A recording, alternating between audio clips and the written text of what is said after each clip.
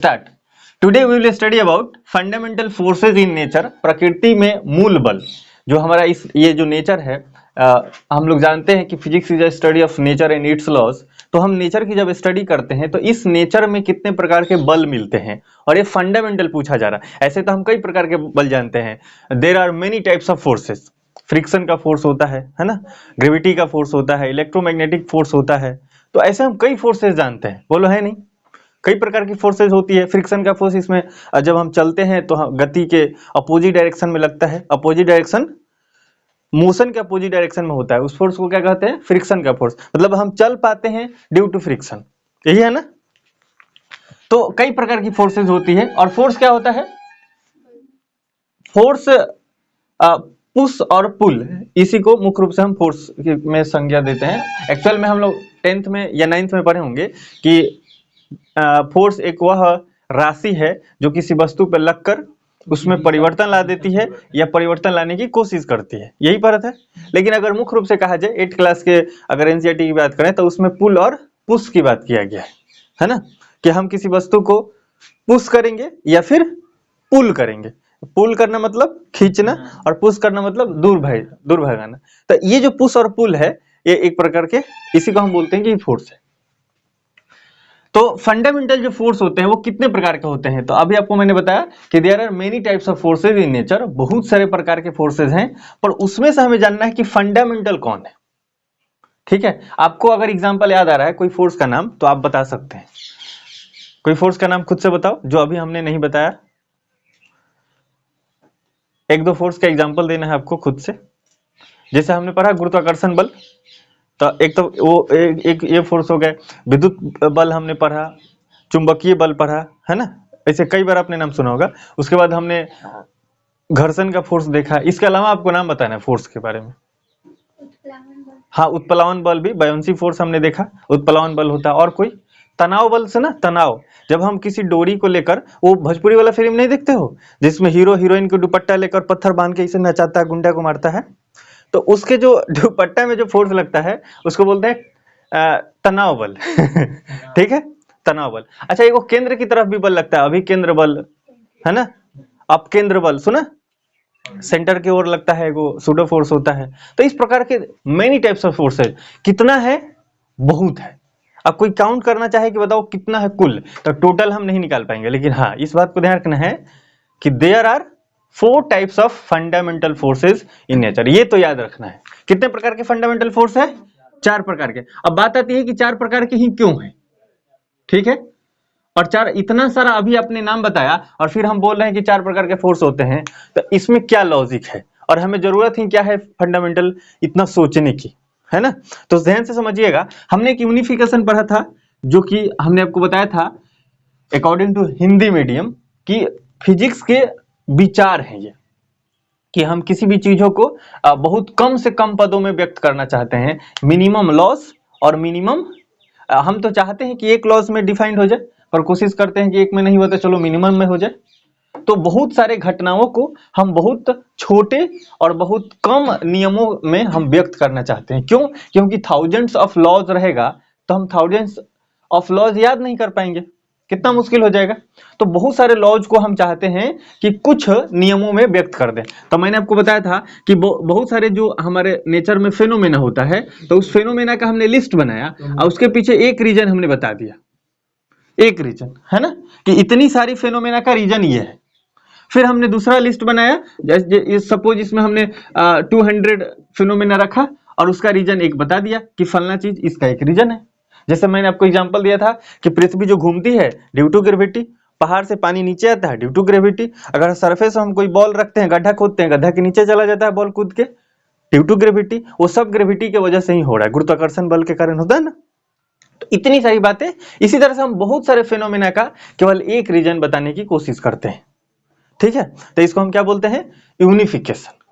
यानी बहुत कम नियमों में नेचर के बहुत सारे जो फेनोमेना है उसको एक्सप्लेन करने की कोशिश करते हैं। अब आपको ध्यान ये देना है कि यूनिफिकेशन के वजह से ही ये चीज हम लाते हैं कि फंडामेंटल फोर्स इन नेचर। तो हम क्या चाहते हैं कि दुनिया में इतनी सारी फोर्स है उसका यूनिफिकेशन किया जाए। दुनिया में इतनी सारी फेनोमेना हो रही है, तो कोई भी फेनोमेना हो रही है उसमें कौन सा फोर्स लग रहा है। तो हम तो ऐसे बहुत सारे फोर्स के टाइप्स देख रहे हैं, लेकिन क्वेश्चन क्या है कि फिजिक्स विचार क्या है, थ्रस्ट एरिया फिजिक्स क्या है कि हम बहुत कम नियम में चाहते हैं सब चीजों को एक्सप्लेन करना। तो इसलिए हम लाते हैं फंडामेंटल फोर्स और उसमें डिफाइन करते हैं कि 4 ही प्रकार के मुख्य रूप से बल हैं और इस 4 से ही दुनिया की सारी चीजें एक्सप्लेन हो जाएगी। समझ गए? केवल 4 फोर्स से ही दुनिया की सभी चीजें एक्सप्लेन हो जाएगी और हम लोग अभी कर पा रहे हैं। अब कहोगे कि यूनिफिकेशन का लक्ष्य क्या है? एक ऐसा कोई फोर्स लाओ जिससे सब कुछ एक्सप्लेन हो जाए। तो अब तक हम कितना कर पाए हैं? 4। अच्छा, न्यूटन जब नहीं थे तो ग्रेविटी तो दिए नहीं थे, तो इसका मतलब पहले कितना होगा? बहुत होगा। पर उसने जैसे ग्रेविटी खोजा तो कई जो रीजन, कई फिनोमेना था उसका एक रीजन उसने बता दिया, कई रीजन्स का उसने एक बता दिया कि नहीं। तो इस तरह से हमने उसको यूनिफाई किया, बहुत यूनिफिकेशन करते करते 4 पे लाए। अब साइंटिस्ट लोगों का क्या उद्देश्य है कि कोई ऐसा एक फोर्स मिले जिसका नामकरण रखा जाएगा और उसी एक फोर्स से हम सब कुछ एक्सप्लेन कर पाए। तो आपको क्या लगता है हो पाएगा? साइंस की बात है, देखते हैं होता है या नहीं। नहीं होता है तो आप करो है ना, कोशिश तो जारी रहेगा। साइंटिस्ट लोग कभी ना कभी, मेरा अनुमान है कि वो करके ही रहेंगे, है ना। पहले भी कई प्रकार के फोर्स होते थे और लोगों को मानना पड़ता है कि ये घटना इस फोर्स की वजह से हो रहा है, दिस घटना ड्यू टू दिस रीजन। ऐसे बहुत सारे रीजन बताए जाते थे हर फिनोमेना के पीछे, पर उस पर यूनिफिकेशन का रूल लगा लगा के अब तक हम कहां पहुंच गए हैं? 4 तक। तो ध्यान क्या रखना है? There are only 4 fundamental forces in nature. 4 प्रकार के मुख्य रूप से बल हैं और वो कौन कौन है उसके बारे में हमें पढ़ना है, क्योंकि अब 4 तक आ गए हैं। अच्छा वो बताओ, अब रहता 1000 फोर्स रहता, सोच के देखो। अब इतना फोर्स, बायोंसी का फोर्स हो गया, उत्प्लावन बल, अपकेंद्र अभिकेंद्र ये बल आपने जाना, तनाव बल आपने जाना, घर्षण बल जाना, विद्युत बल, चुंबकीय बल, गुरुत्वाकर्षण। अगर ये सारे बल अगर पढ़ना हो तो क्या हम केवल आज के क्लास में एक्सप्लेन कर पाएंगे? नहीं कर पाते।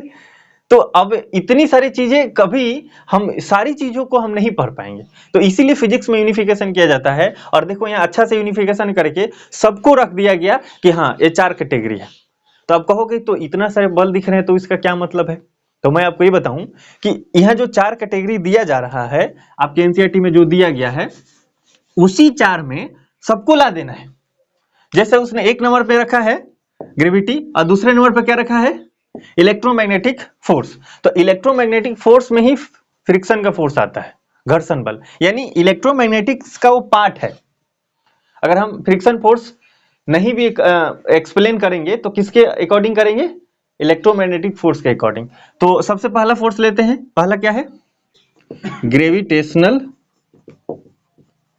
फोर्स। दूसरा क्या है? इलेक्ट्रोमैग्नेटिक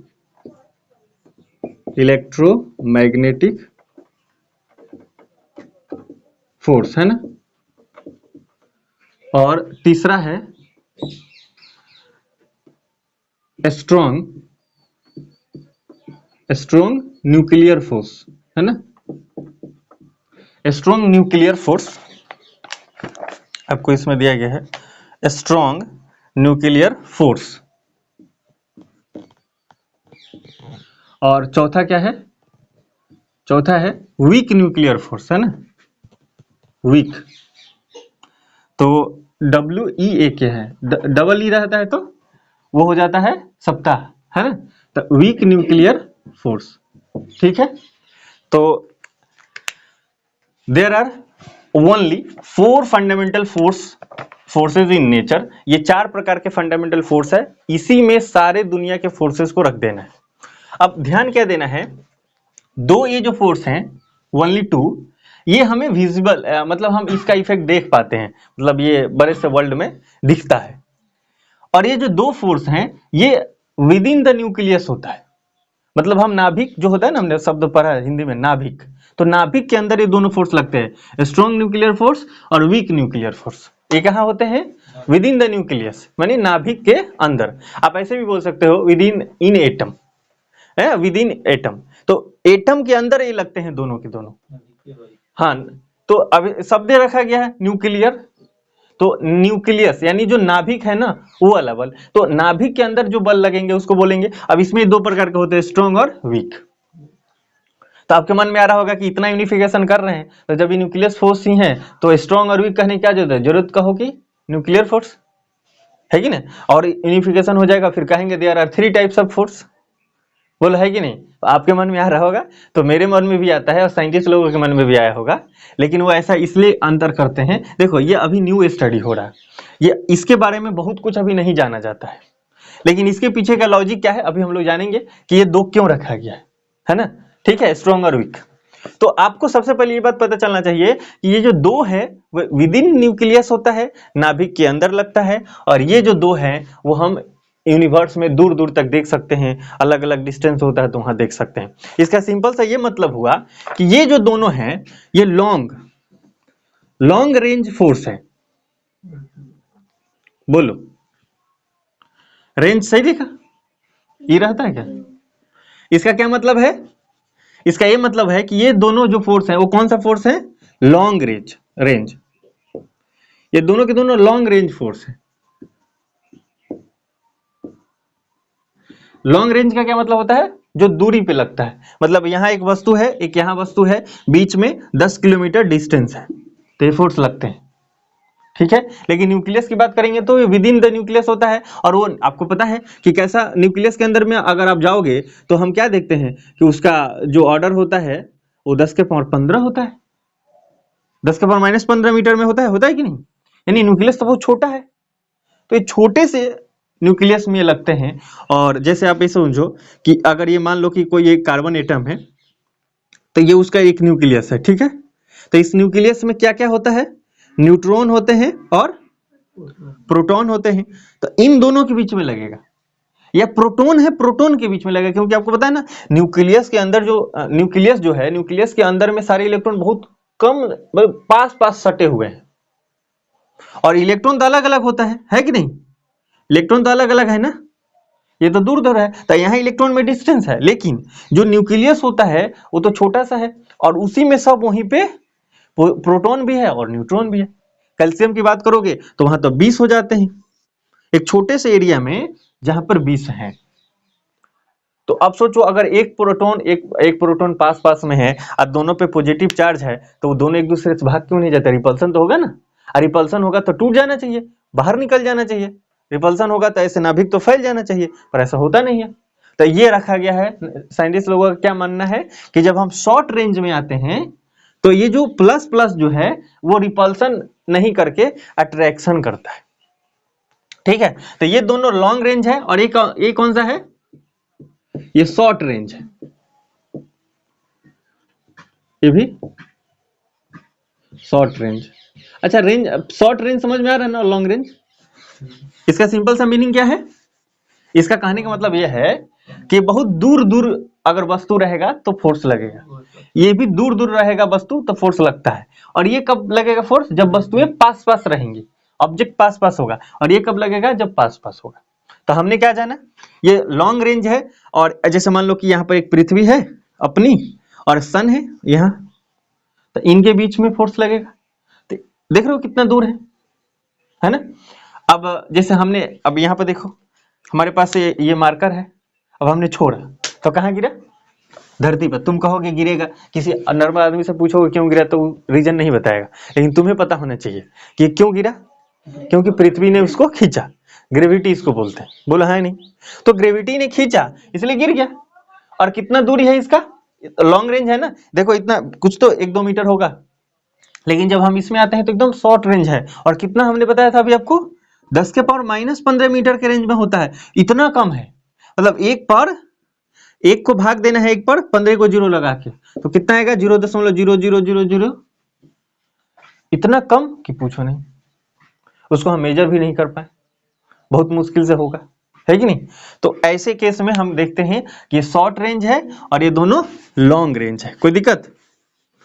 अच्छा, इसमें प्रॉपर्टीज में हम लोग अगर लिखना चाहें तो इसमें हम ये भी लिख सकते हैं विद इन एटम या न्यूक्लियस, है ना? न्यूक्लियस या एटम लिखना अच्छा नहीं है, न्यूक्लियस लिखेंगे। न्यूक्लियस कैसे लिखते हैं? ऐसे लिखते हैं देख लेना। ये भी कहां लगता है? With in nucleus. और ये कहाँ लगता है, ये हम नॉर्मल बड़े से रेंज में देख पाते हैं। तो ये हमने पढ़ा विद इन न्यूक्लियस, यानी न्यूक्लियस के अंदर होता है, वो भी न्यूक्लियस के अंदर होता है। ये कहाँ होते हैं, ये न्यूक्लियस के बाहर, मतलब बड़े से रेंज में आप देख सकते हैं। ठीक, तो क्या शब्द प्रयोग कर सकते हैं, बताओ इसके लिए? एक तो विद इन द न्यूक्लियस हो गया कि हम कहेंगे कि न्यूक्लियस के अंदर लगता है, तो इसके लिए आप क्या शब्द अब समझना होगा ना। जब आप इतना एक्सप्लेनेशन सुन लिए तो आपको बताना होगा कि हाँ ये विद इन न्यूक्लियस है तो नाभिक के अंदर है, तो इसको क्या कहेंगे, नाभिक के बाहर कहेंगे। तो ये जो फोर्स लगे, देखो वे तो विद इन न्यूक्लियस है, विद इन न्यूक्लियस है, ये कहाँ लगेगा, out, outside nucleus, outside nucleus, ये भी आउटसाइड लगेगा। तो with in nucleus, with in nucleus, outside, outside nucleus. ठीक है, कोई दिक्कत किसी को? दो बातें समझ में आई, दो बातें। अब तक हमने क्या पढ़ा, there are 4 fundamental force in nature only, 4 ही प्रकार के हैं। 4 प्रकार कौन कौन से हैं, ग्रेविटेशनल फोर्स है, इसको गुरुत्वाकर्षण बल बोलते हैं, इलेक्ट्रोमैग्नेटिक फोर्स है, इसको विद्युत चुंबकीय बल बोलते हैं, और स्ट्रॉन्ग न्यूक्लियर फोर्स है जिसको बोलते हैं मजबूत या हाँ मजबूत नाभिकीय बल, और ये वीक न्यूक्लियर फोर्स है यानी दुर्बल या कमजोर नाभिकीय बल। इसके लिए शब्द प्रयोग हुआ है एनसीईआरटी में दुर्बल, हाँ इसके प्रबल कह देंगे, प्रबल या मजबूत, ठीक है, इसके लिए दुर्बल या कमजोर बोल सकते हैं ऐसा। इसमें हमने इसका प्रॉपर्टीज जाना कि ये फोर्स का क्या गुण होगा। तो सबसे पहले हमने जाना कि ये लॉन्ग रेंज फोर्स है, अगर बहुत दूर दूर वस्तुएं हैं तब लगता है, पास में रहेंगे तो कहाँ लगेगा, मतलब एटम से बाहर की वस्तुएं पर लगता है, ठीक है, आउटसाइड एटम। और ये भी लॉन्ग रेंज है, ये शॉर्ट रेंज का है, ये भी शॉर्ट रेंज का है, ठीक है। अब बात आती है कि कौन अट्रैक्शन का है और कौन रिपल्सन का है। तो ध्यान देना है, आपको क्या लगता है ग्रेविटेशनल फोर्स अट्रैक्ट करता है कि रिपेल भी करता है, क्या लगता है? तो आपको ध्यान रखना है ऑलवेज अट्रैक्शन होता है, हमेशा गुरुत्वाकर्षण बल जब भी लगता है तो अट्रैक्ट करता है, यानी ये अट्रैक्शन का फोर्स है। अगर एक वस्तु यहाँ पे है, दूसरा वस्तु यहाँ पे है, देखो यहाँ चांद अगर हम सोच लें और एक को पृथ्वी सोच लें, तो इसके बीच में जो फोर्स लगता है वो हमेशा अट्रैक्शन का लगेगा, तब तो घूम रहा है ना। तो ग्रेविटेशनल फोर्स हमेशा क्या होते हैं, अट्रैक्शन का फोर्स होते हैं। तो ये क्या होते हैं, ऑलवेज अट्रैक्शन का फोर्स होते हैं। एच ने कोई ना समझे, डबल टी है, ठीक है, अट्रैक्शन का फोर्स है। और ये क्या है, बोथ मतलब रिपल्सन भी और अट्रैक्शन भी। यहां बात करें तो आपको क्या लगता है इसमें क्या होता होगा, ये भी दोनों लगते हैं, लेकिन ज्यादा जो मानना है साइंटिस्ट लोगों का वो अट्रैक्शन का होता है, क्योंकि अगर एक नाभिक है और उसमें बहुत सारे प्रोटॉन हैं और सब एक दूसरे के पास हैं, अगर रिपल्सन होता तो अलग हो जाते, तो अट्रैक्शन का ही है। तो ज्यादा मत क्या है, अट्रैक्शन फोर्स, ठीक है, और ये भी अट्रैक्शन। आप कहोगे ऐसा क्यों बोल रहे हैं कि मत है, देखो एक्चुअल में क्या है ना, इस दो फोर्स के बारे में बहुत कम स्टडी हुआ है, ठीक है, बहुत कम स्टडी हुआ है। ये सब तो ठीक है, तो लॉन्ग रेंज के हैं तो सदियों से होते आया है, पर ये मॉडर्न है, और ये सब जो फोर्सेज हैं न्यूक्लियस वगैरह के बारे में आपको मॉडर्न फिजिक्स में पढ़ना है, और अभी इसमें हो रहे हैं, है ना, न्यू इन्वेंशंस। तो आपको ध्यान रखना है प्रॉपर्टी आपको हमेशा ध्यान रखना है। आपसे डायरेक्ट पूछा जा सकता है कि ग्रेविटेशनल फोर्स होता है, उसका नेचर है, तो ऑलवेज अट्रैक्शन। इलेक्ट्रोमैग्नेटिक फोर्स होता है, ये इसका नेचर कैसा है, ये अट्रैक्ट भी करता है और रिपेल भी करता है। तो अब देखिए, अगर ये इलेक्ट्रॉन है और एक प्रोटॉन है, इलेक्ट्रॉन प्रोटॉन कहने का मतलब क्या है कि यहाँ पर माइनस चार्ज और यहाँ पे प्लस चार्ज है, तो ये दोनों माइनस और प्लस हो गए, तो दोनों एक दूसरे को क्या करेंगे, अट्रैक्ट करेंगे। तो यहाँ पे कौन सा फोर्स लगेगा, अट्रैक्शन फोर्स लगेगा ना। लेकिन यहाँ इलेक्ट्रॉन है और यहाँ भी इलेक्ट्रॉन है, यानी यहाँ माइनस और यहाँ भी, तो यहाँ पर क्या हो जाएगा, रिपल्सन का फोर्स लगेगा, है ना। और यहाँ पे अगर प्रोटॉन है और यहाँ भी प्रोटॉन है और दोनों जगह प्लस का है, तो हम क्या देखेंगे, यहाँ भी रिपल्सन का ही फोर्स लगेगा। इसका मतलब क्या है, दोनों अगर समान चार्ज रहेगा, है ना, समान नेचर का चार्ज रहेगा, तो हम क्या देख पा रहे हैं कि रिपल्सन का लग रहा है। और अगर अपोजिट नेचर है, प्लस है और एक माइनस है, यानी एक माइनस और एक प्लस, तो क्या देखेंगे कि अट्रैक्शन होगा। तो ये इलेक्ट्रोमैग्नेटिक जो फोर्स होते हैं वो अट्रैक्शन वाले फोर्सेस है, ठीक है। और सबसे बड़ी आपका उलझन खत्म होगा अभी कि इलेक्ट्रोमैग्नेटिक जो फोर्सेस लगते हैं वो किस पे लगते हैं, तो इलेक्ट्रिक चार्ज इसका नेचर है। जिस ऑब्जेक्ट के पास इलेक्ट्रिक चार्ज होगा उस पर ये लगेगा। इलेक्ट्रिक चार्ज कहने का मतलब विद्युत बल, सॉरी विद्युत आवेश। जिस पे आवेश होगा, कोई वस्तु है जिसको हमने रब किया, घर्षण किया, तो दोनों चार्जेड हो जाते हैं रब करने, आफ्टर रबिंग। तो हम क्या देखते हैं कि एक धनात्मक चार्ज हो जाता है, एक ऋणात्मक चार्ज होता है, फिर उसको करेंगे तो अट्रैक्ट करेगा। हमने अपने कलम को बालों में बहुत रगड़ा, फिर छोटे छोटे पार्टिकल्स के पास रखा तो खींच लेता है, कपी के छोटे छोटे टुकड़े को खींच लेता है। तो ये कौन सा फोर्सेज है, इलेक्ट्रोमैग्नेटिक फोर्स में इसको रखेंगे। और ये क्यों हो रहा है, due to electric charge. Electric charge की वजह से होगा तो हम क्या कहेंगे, इलेक्ट्रोमैग्नेटिक फोर्स। आपको क्या लगता है ग्रेविटेशनल फोर्स किसकी वजह से होता है? हाँ, तो ग्रेविटी तो नाम ही है इसका। ग्रेविटेशनल फोर्स किसके वजह से लगता है, तो इसमें आपको ध्यान रखना है ड्यू टू मास। अगर कोई भी ऑब्जेक्ट हो जिसके पास मास हो तो ही लगेगा ग्रेविटेशनल फोर्स। अगर मास के पास ऑब्जेक्ट के पास अगर मास नहीं है तो नहीं लगेगा, ठीक है। याद रहेगा क्या, ये दोनों कब लगेंगे, ये कब लगेंगे, ड्यू टू मास। अगर ऑब्जेक्ट के पास मास है, 2 kg का 4 kg का वस्तु है तो उसमें लगेगा। अगर कोई वस्तु चार्जेस है, मतलब उस पर आवेश है, तो ये इलेक्ट्रोमैग्नेटिक फोर्स लग सकता है, नहीं तो नहीं। और ये सब भी चार्ज होंगे तो ही लगेगा। तो ये भी इलेक्ट्रिक चार्ज की वजह से लगेंगे और ये भी इलेक्ट्रिक चार्ज की वजह से लगेंगे।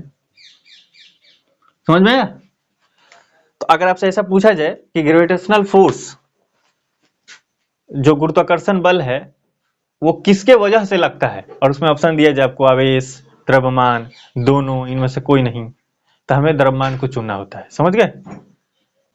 तो ये 4 बातें आपको ध्यान रखनी है कि ग्रेविटेशनल फोर्स होता है, उसका ये प्रॉपर्टीज है ना, उसका एक गुण है कि लॉन्ग रेंज फोर्स है, आउटसाइड न्यूक्लियस लगता है, अट्रैक्शन का फोर्स होता है, और ये ड्यू टू मास लगता है।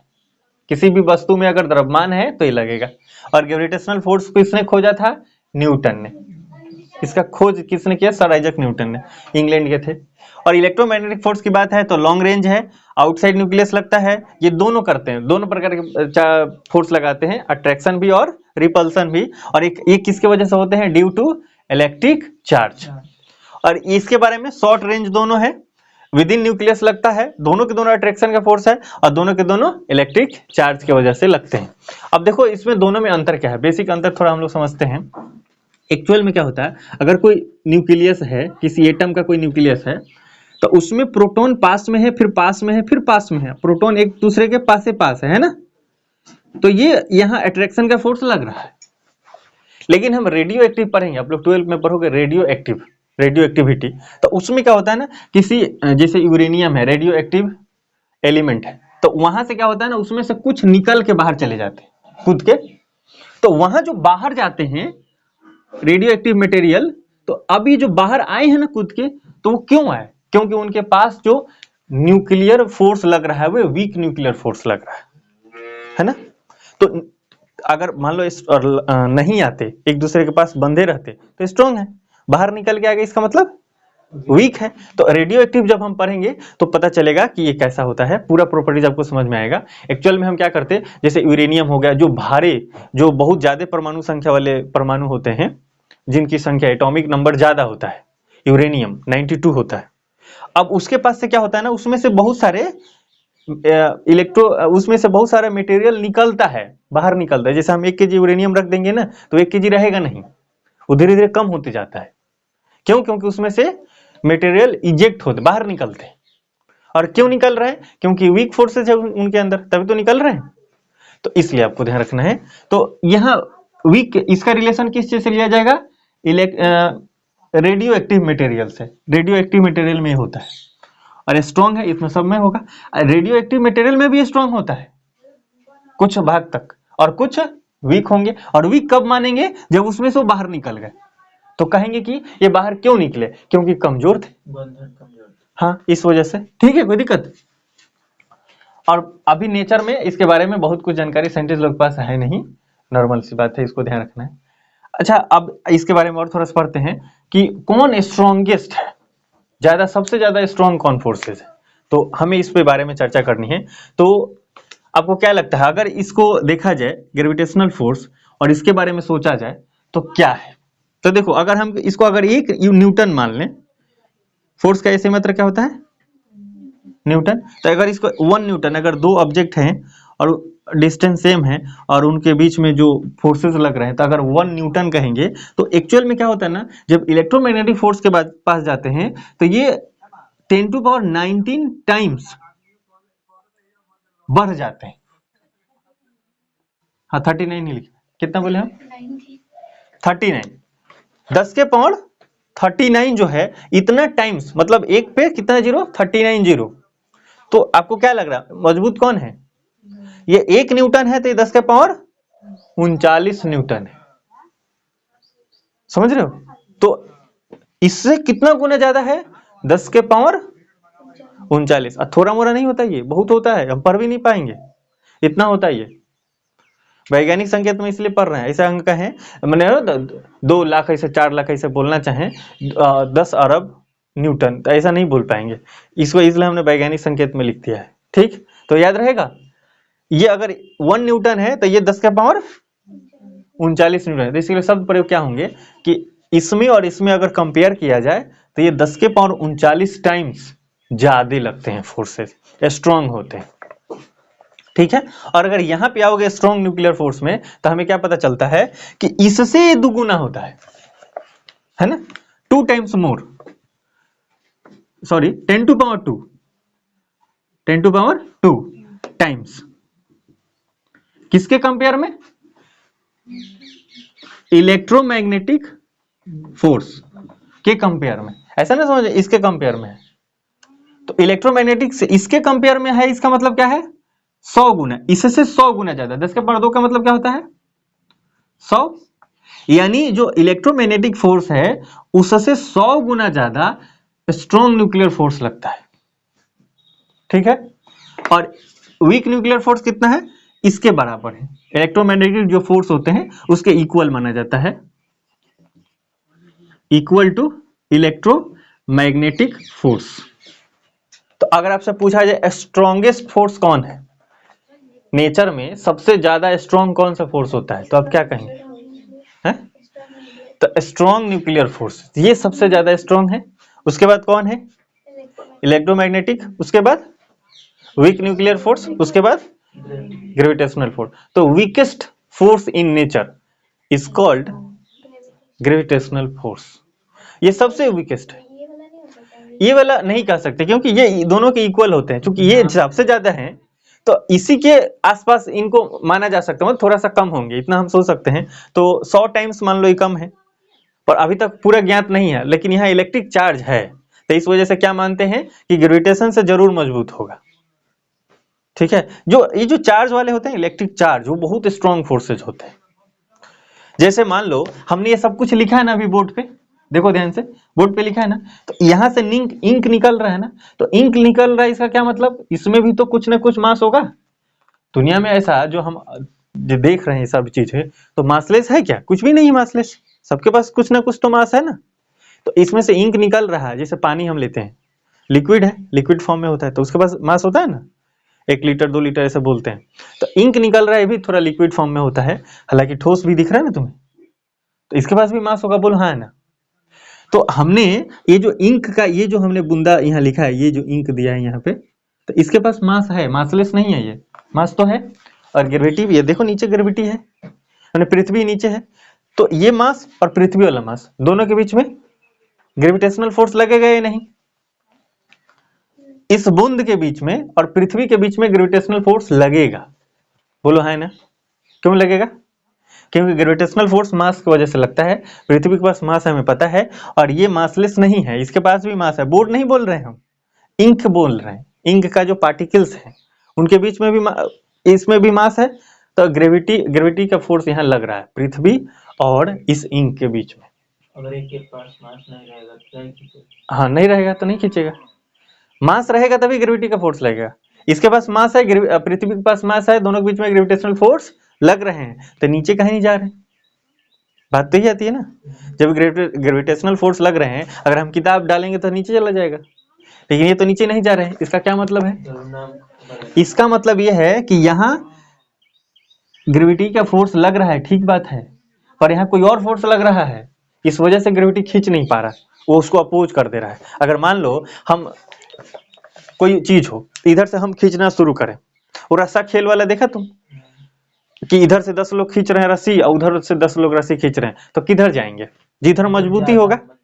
तो इधर से 100 न्यूटन फोर्स लगा दिया और उधर से 102 न्यूटन फोर्स लगाया, तो 2 न्यूटन फोर्स ज्यादा हो गया ना, तो जिधर 2 न्यूटन फोर्स ज्यादा हो उधर खिंचा जाएगा, बोला है कि नहीं? तो अब यहाँ ग्रेविटी का फोर्स लग रहा है, कोई और फोर्स भी लग रहा होगा, तो ग्रेविटी के फोर्स के इक्वलिटी उसको कैंसिल आउट कर दिया होगा और बाकी फोर्सेस जिधर ज्यादा होगी उधर लग गया होगा। इसका मतलब यहाँ ग्रेविटी का फोर्स लग रहा है, ठीक है, पर कोई और फोर्स लग रहा है जो कि ग्रेविटी से स्ट्रांग है। तो आपको क्या लगता है कौन सा फोर्स होगा? तो मैंने आपको बताया दो फोर्स तो लगते ही तो विद इन द न्यूक्लियस होते हैं, ये न्यूक्लियस के तो बाहर है, देखो इतना डिस्टेंस है, 1 मीटर होगा कम से कम, है कि नहीं? इसका सिंपल सा मतलब है, अगर ग्रेविटेशनल फोर्स अगर इसको नहीं खींच पा रहा है तो इलेक्ट्रोमैग्नेटिक फोर्स यहाँ लग रहा है जिस वजह से खींचा नहीं रहा है। तो कहोगे एक्सप्लेनेशन क्या है?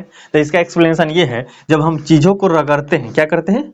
रगड़ते हैं, तो चीजें चार्जेड हो जाती है ना, और एक बॉडी पॉजिटिव और दूसरा ऑब्जेक्ट, दूसरा बॉडी निगेटिव, चार्जेस हो जाते हैं और उनके बीच में इलेक्ट्रोमैग्नेटिक फोर्स काम करने लगता है। अगर हम कहना चाहें इलेक्ट्रिक फोर्स काम करने लगता है, ठीक है।